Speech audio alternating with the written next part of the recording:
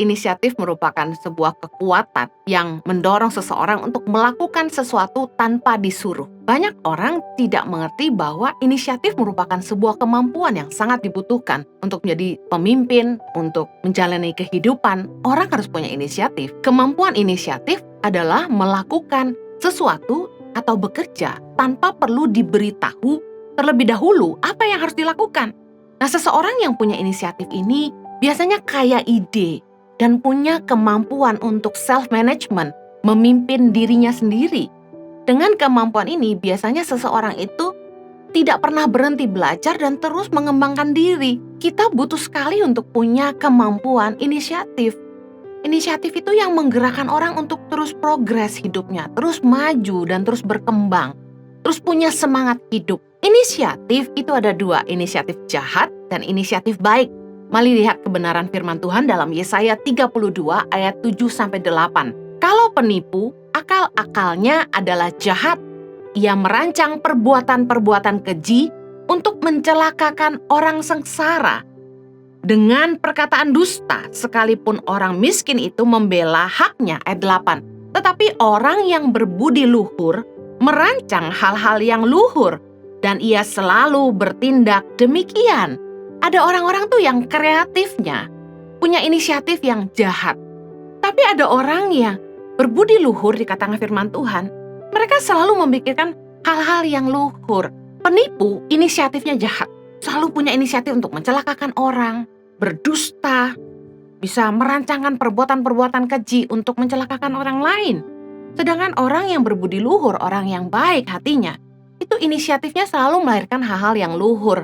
Kadang amazed dengan orang-orang yang bisa kreatif banget dalam inisiatif mereka berbuat jahat. Kreatif gitu. Kok bisa mikirnya sampai sedetail itu, strateginya sampai bisa seperti itu, dan kok bisa sejahat itu gitu ya. Saya kalau dengar orang cerita tentang bagaimana mereka difitnah, mereka dijahatin gitu. Baru-baru ini ada seorang ibu yang konseling sama saya, diceritakan bahwa ada orang yang jahatin mereka dengan bikin surat hutang palsu, surat-surat hutang yang direkayasa gitu. Seolah-olah luar biasa bagaimana orang tuh bisa begitu rapi, punya inisiatif untuk jahatin orang gitu. Sedangkan untuk berbuat baik, jarang ada orang tuh yang benar-benar mau berpikir keras untuk memikirkan bagaimana caranya menebarkan kebaikan setiap hari. Padahal dalam firman Tuhan dikatakan, jangan jemu-jemu berbuat baik. Bukannya jangan jemu berbuat jahat. Tapi ada saja orang-orang tuh yang kreatif sekali dalam merancangkan kejahatan. Mari kita sadari bahwa harusnya kita punya inisiatif untuk jadi berkat. Hidup kita itu harusnya jadi berkat buat orang lain. Matius 5 ayat 16 berkata, demikianlah hendaknya terangmu bercahaya di depan orang, supaya mereka melihat perbuatanmu yang baik dan memuliakan Bapamu yang di sorga. Banyak orang yang mengaku beriman, tapi mereka nggak jaga kelakuan. Ngakunya pendeta, tapi kelakuannya luar biasa. Harusnya kita menyebarkan keharuman pengenalan akan Tuhan lewat hidup kita. 2 Korintus 2 ayat 14 berkata, tapi syukur bagi Allah yang dalam Kristus selalu membawa kami di jalan kemenangannya.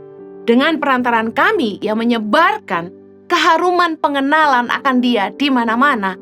Harusnya kita ini sebagai pengikut Kristus, sebagai orang percaya, selalu penuh dengan inisiatif untuk berbuat baik. Penuh inisiatif untuk memikirkan bagaimana hidup kita bisa jadi berkat.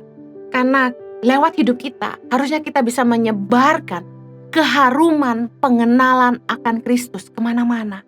Alangkah sedih ketika saya dengar banyak orang-orang Kristen yang mundur dari iman, mereka yang kecewa karena hamba Tuhan, dan mereka kemudian tidak mau terlibat lagi di gereja. Mereka tidak mau bahkan bersentuhan dengan yang namanya agama. Sedih sekali, karena ketika kita sebagai orang percaya bukannya punya inisiatif untuk berbuat baik, kita malah membuat nama Tuhan dicela orang.